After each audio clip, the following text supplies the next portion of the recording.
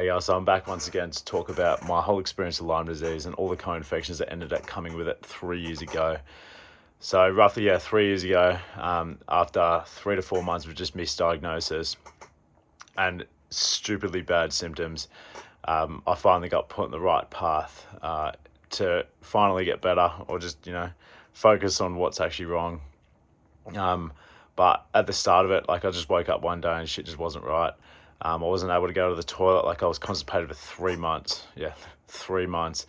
And halfway through that, I ended up starting to get sharp heart palpitations and like really bad tight chest pains that were like unexplainable. Like, I couldn't even get up to go to the toilet.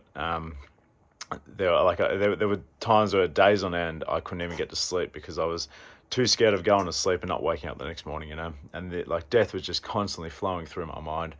Especially when I was going to the doctor all the time trying to figure out what was wrong, and he was just looking me up and down being like, oh no, you're right, you're 18, you're healthy, mate, what do you mean? And anyway, these chest pains ended up getting way worse, to the point where I was getting rushed to the hospital like once a week, like literally once a week. And the longest I ended up spending in hospital was probably like a week and a half. And at this point, I was probably already about 3 months into all these symptoms. And after the doctors running, I swear to God, every test under the sun and them all coming back like I was just some healthy person.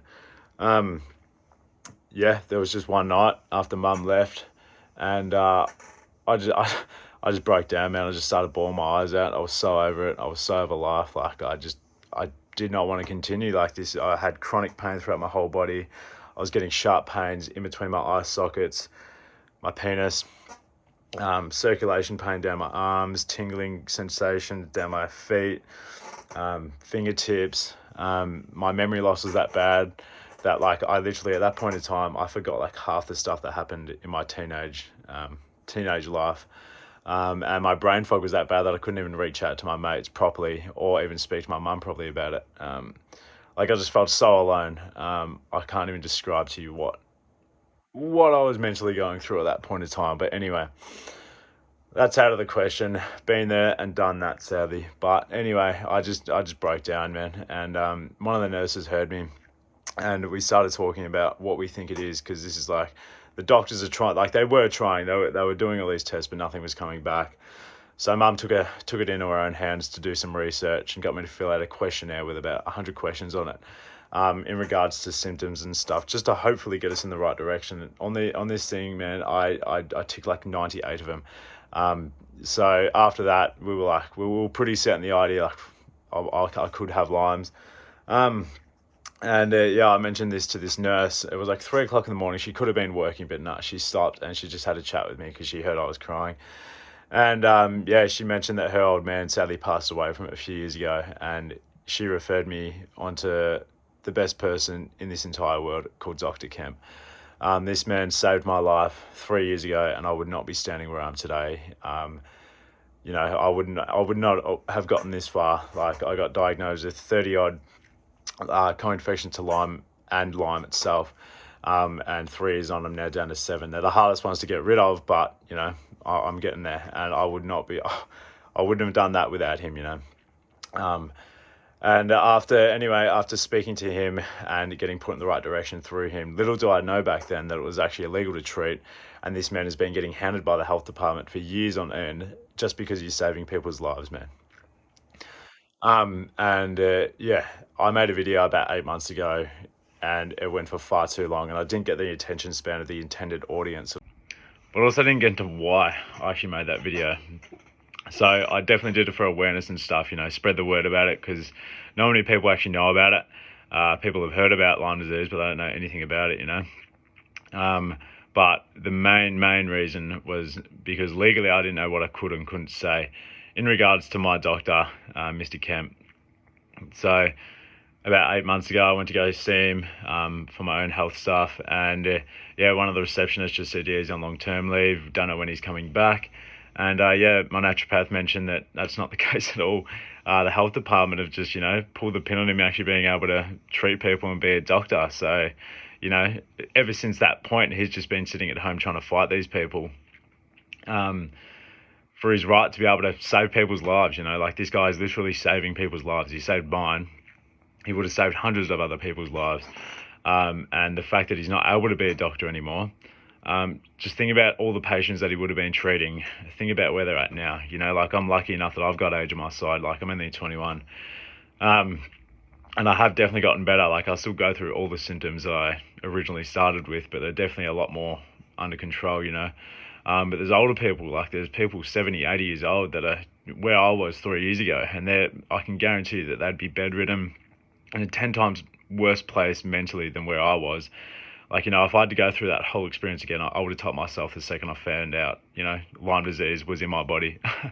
But, you know, I can't even imagine what these other people would be going through. Like, I'm just grateful that I'm at where I'm at. And, you know, like, I wouldn't be here today. I wouldn't be where I am today if it wasn't for this man, you know. And the fact that he's being hounded that bad by the health department, he's got to go to court over this shit, you know, to save people's lives, just to be able to get the A-OK that, yep, you can save all these hundreds of people's lives, is complete bullshit. We're supposed to be living in a first world country, you know, and yet, you know, me now, it's near impossible for me to get the right medication or get down to the right path. Like, I've got 7 illnesses left, yeah, but they're the hardest ones to get rid of. Luckily, I've got a naturopath that'll help me through all that, but at the same time, like, Dr. Camp would be there to help support the other things that the naturopath couldn't, you know. Recommend me stuff that the naturopath might not be able to, you know, and the amount of people that have messaged me and reached out and been like, who do you see, who's your doctor, and all this stuff, and I like, every inch of my body wants to tell them, but I can't, you know. And that's for legal reasons. Like, he's not even allowed to speak. Technically, he's not actually allowed to speak to me anymore, or any of his patients for that matter. So, you know, there's more and more people being misdiagnosed, misled through, you know, mainstream doctors and whatever, who don't even recognise the word Lyme disease. The second you bring it up, like, oh no, it's not in Australia. Like, you're crazy, man. You're crazy. It's not here. But, you know, these people are basing all their factual information from like 30, 40 years ago. You know, like, you look at America, you look at Germany, I don't know, like, all these other countries, like Mexico, Greece, like, everywhere treats it. Everywhere you can actually go to your GP, they can diagnose you and put you on the right path to give you the right meds, and get you the treatment you need to get better and hopefully get rid of this, you know. But here we are in Australia, a first world country, and we can't even get the help we need. So, you know, at the end of the day, the doctors that have tried to help all these people, and this is not just in Victoria, this is going on in Queensland, Adelaide, Darwin, you name it. All these doctors are now losing their careers because they're actually saving people's lives. And it's just, you know, what are we supposed to do? You know, now COVID's a thing. We can't even go over and get the treatment overseas. So, like, where do we go? What do we do? Do we just sit around and wait to die painfully? Or do we all stand up and actually start doing something about it? Because this needs to be a bigger topic. It needs to be spoken about more. And if it's not, you know, like, you know, people are just going to keep on dying and dying and dying. And this is a pandemic in itself. You know, it's a silent one, and it's a pandemic that no one knows about. You know, no one knows about it, especially in Australia. So that's at least my goal with this video. This is my goal. You know, I'm going to be focusing on trying to get the word out there, and doing as much to help this man as possible and other doctors. So we'll get somewhere. We'll get somewhere, I hope. But anyway, thanks for watching. In the comments, I'll leave some links as to how you can help. We'll have a GoFundMe, and there'll be a website about Jeff and like what you can do to help. Yeah, this is all in the works, but yeah, this video needed to be made. So I hope I got the point across.